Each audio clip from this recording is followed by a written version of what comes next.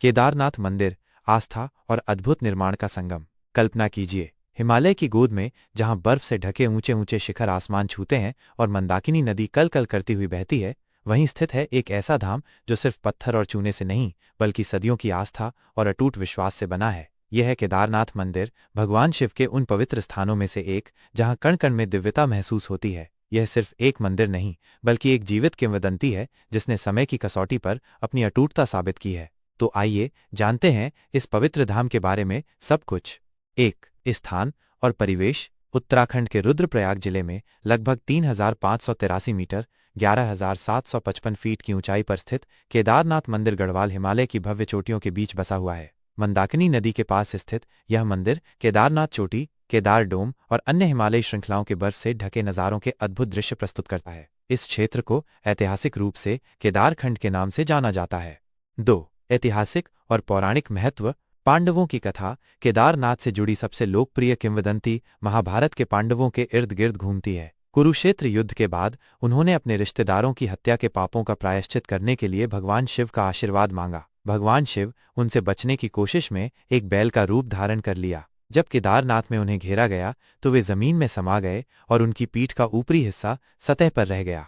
इसी पीठ को मंदिर में एक शंक्वाकार चट्टान के रूप में पूजा जाता है, जिसे भगवान शिव का सदाशिव रूप माना जाता है। बैल के शरीर के अन्य हिस्सों के बारे में माना जाता है कि वे 4 अन्य स्थानों पर प्रकट हुए, जिससे पंच केदार तीर्थ सर्किट बना। केदारनाथ, तुंगनाथ, रुद्रनाथ, मध्यमहेश्वर और कल्पेश्वर। आदि शंकराचार्य। पौराणिक रूप से इसकी स्थापना प्राचीन काल में हुई थी, लेकिन वर्तमान पत्थर की संरचना का निर्माण 8वीं शताब्दी ईस्वी में आदि शंकराचार्य द्वारा किया गया माना जाता है, जिन्होंने पूरे भारत में कई प्राचीन मंदिरों का पुनरुद्धार किया। ज्योतिर्लिंग। केदारनाथ भारत में भगवान शिव के 12 ज्योतिर्लिंगों में से एक है, जिन्हें देवता से निकलने वाले स्वर्गीय प्रकाश के स्तंभ माना जाता है। ये उनमें सबसे ऊंचा है। छोटा चार धाम। ये उत्तराखंड में छोटा चार धाम तीर्थ सर्किट बद्रीनाथ, गंगोत्री और यमुनोत्री के साथ का एक अभिन्न अंग है। स्कंद पुराण। केदारनाथ का प्रारंभिक उल्लेख स्कंद पुराण 7वीं-8वीं शताब्दी में मिलता है, जिसमें इसे उस स्थान के रूप में वर्णित किया गया है जहां भगवान शिव ने अपने जटाओं से गंगा की पवित्र धारा को मुक्त किया था।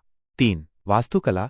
मंदिर का निर्माण बेहद बड़े, समान रूप से आकार के ग्रे पत्थर के स्लैब से किया गया है, जो एक दूसरे के साथ लोहे के क्लैंप का उपयोग करके जुड़े हुए हैं, बिना मोर्टार के। यह एशले चिनाई प्राचीन शिल्प कौशल का प्रमाण है, जिसने इसे सदियों के कठोर मौसम और प्राकृतिक आपदाओं का सामना करने में सक्षम बनाया है। यह मंदिर नागरा शैली की वास्तुकला में बना है, जिसे ऊंचे स्थानों के लिए अनुकूलित किया गया है। मंदिर के 2 मुख्य भाग हैं, गर्भगृह, भीतरी गर्भगृह जहां शंक्वाकार चट्टान की पूजा की जाती है, और मंडप, सभा कक्ष, तीर्थयात्रियों के लिए। मंदिर के प्रवेश द्वार के बाहर भगवान शिव के पवित्र बैल नंदी की एक भव्य प्रतिमा स्थापित है। भूकंप प्रवण क्षेत्र में होने और 2013 की विनाशकारी बाढ़ से बचने के बावजूद मंदिर दृढ़ता से खड़ा है, जिससे इसके दिव्य संरक्षण और उल्लेखनीय इंजीनियरिंग में विश्वास बढ़ता है। भूवैज्ञानिकों का तो ये भी मानना है कि यह सदियों तक, लगभग 1300 से 1900 ईस्वी तक लिटिल आइस एज के दौरान बर्फ के नीचे छिपा रहा और फिर भी अदम्य बना रहा।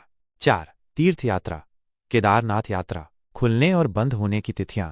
अत्यधिक सर्दियों की स्थिति के कारण मंदिर आमतौर पर अक्षय तृतीया के आसपास, अप्रैल के अंत, मई की शुरुआत से लेकर दिवाली के बाद भाई दूज पर नवंबर के मध्य तक लगभग 6 महीने की छोटी अवधि के लिए ही तीर्थयात्रियों के लिए खुला रहता है। शीतकालीन आवास। सर्दियों के महीनों के दौरान भगवान शिव की मूर्ति को डोली में उखीमठ के ओंकारेश्वर मंदिर में स्थानांतरित कर दिया जाता है, जहां 6 महीने तक इसकी पूजा की जाती है। ट्रैक। मंदिर सड़क मार्ग से सीधे पहुंचा नहीं जा सकता है। तीर्थयात्री गौरीकुंड, अंतिम मोटर योग्य बिंदु, से लगभग 17 किलोमीटर की कठिन ट्रेक करते हैं। खच्चर, पालकी और हेलीकॉप्टर सेवाएं भी उपलब्ध हैं। यात्रा का सबसे अच्छा समय मई, जून और सितंबर-अक्टूबर के महीने तीर्थयात्रा के लिए सबसे सुखद मौसम प्रदान करते हैं। जुलाई-सितंबर मानसून के महीने होते हैं और भारी बारिश और संभावित भूस्खलन के कारण आमतौर पर इनकी सलाह नहीं दी जाती है। अनुष्ठान। मंदिर में दैनिक पूजा और सेवाओं का एक सख्त कार्यक्रम होता है, जिसमें महाअभिषेक, रुद्र अभिषेक और सहस्रनाम पाठ शामिल हैं। 5, दिलचस्प तथ्य।